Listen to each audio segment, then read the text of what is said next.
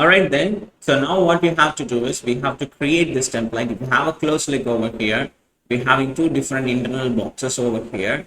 And if you hover it, showing some amazing tooltip with some kind of animation stuff. And if I click it, showing it's already added to the collection. If I click it here, and that will be instantly removed, and it's showing as add to collection option. So that means it's removed from the collection, and if you wish to add it, you can add it over there.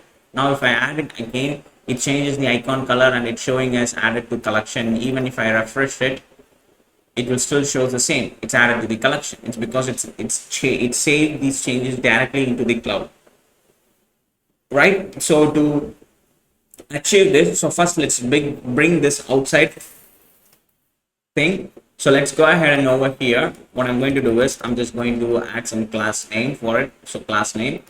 So this, for this, we need to fix the outer outline styles and everything. So let's say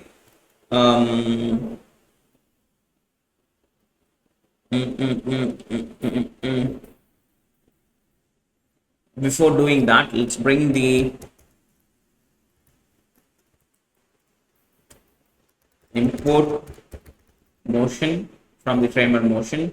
Let's wrap this complete stuff into the motion.div.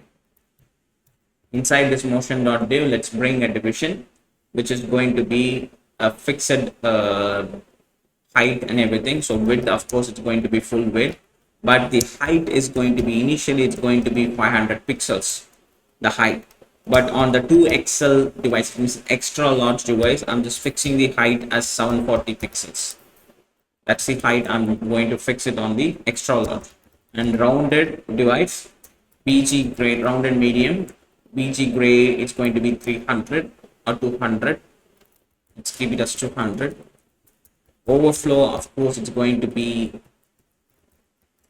hidden, overflow hidden, and the position is going to be the relative position. So save these changes. Now you can see we have the template background UI. So let me enable the word wrap. Now instead of this template design, what I'm going to do is I'm going to bring an image. So this image, it's going to be from the, we have to get the data property. We have the data and the index property, which is coming from where? From here, data and the index property. We have to capture it, and I'm just going to use the data. Inside the data, I do have this image URL. Let's copy it and let's apply it over here. So that should display that image URL over there. It's displaying it. Now we should make sure that image is covering the complete width and height. So class name, width, of course, it's going to be full. Height, of course, it's going to be full. And object, of course, it's going to be covered. So now it's covering the entire UI over there.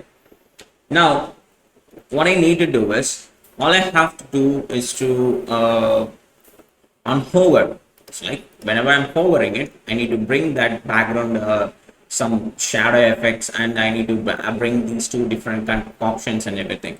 So first let's fix the animation stuff, right? So to do that, all we are going to do is to bring an animation part. So what we need to do is, inside here we are getting the index. So let me add one more template. So this is going to be senior developer or something, professional resume, then click an image template 2, open it, software engineer, front-end developer, and HR, marketing manager, project manager, graphic designer. Let me add all those things, save it. Now it's been successfully saved. If I get back to the home, now we have two different things, right? So here I'm just going to say initial. So initial state, initially the animation, which is going to be opacity, it's going to be 0, and the scale level, it's going to be 85%, 0.85. Then I'm just going to copy this, paste it, which is going to be animate, and this is going to be exit. Save the change.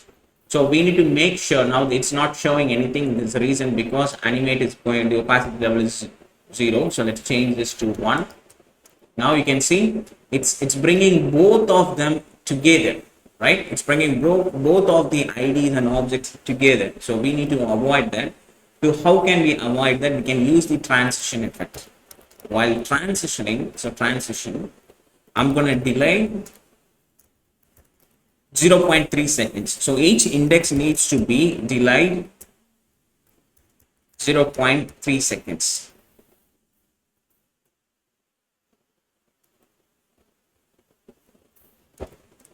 Should be wrapped inside one more thing.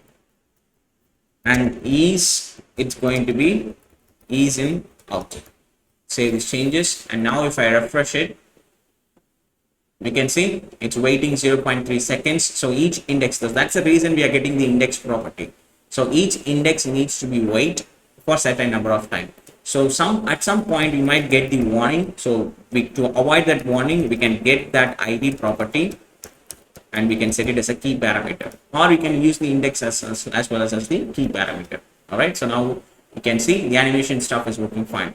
So instead of writing this animation stuff, I'm going to cut it and let me open the animation index.js and let's export that animation from here. Export const, and this is going to be, so we need the index value, right? So basically that index value is coming from here. So we need to bring that index value over here. So I'm going to bring that as a function, scale in out, and I'm going to get that index as a parameter value, and I'm going to keep that function, and I'm going to return an object. So this function, whenever you're calling a function, that is going to return an object.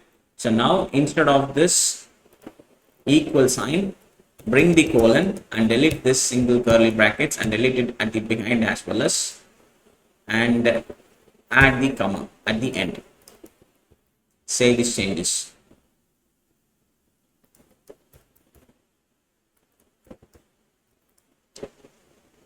All right. So this ease in, ease out is going to be in a string parameter. All right. So I'm going to use this scale in and scale out over here. So basically, I'm going to spread every object, whatever I'm getting from that scale in and scale out function, and I'm going to pass the index as a parameter. So that will pass the index over there, and it will be returned over here as an object. So save these changes. That also should give you the exact same output what you were expecting. So far, we have achieved the animation stuff, right?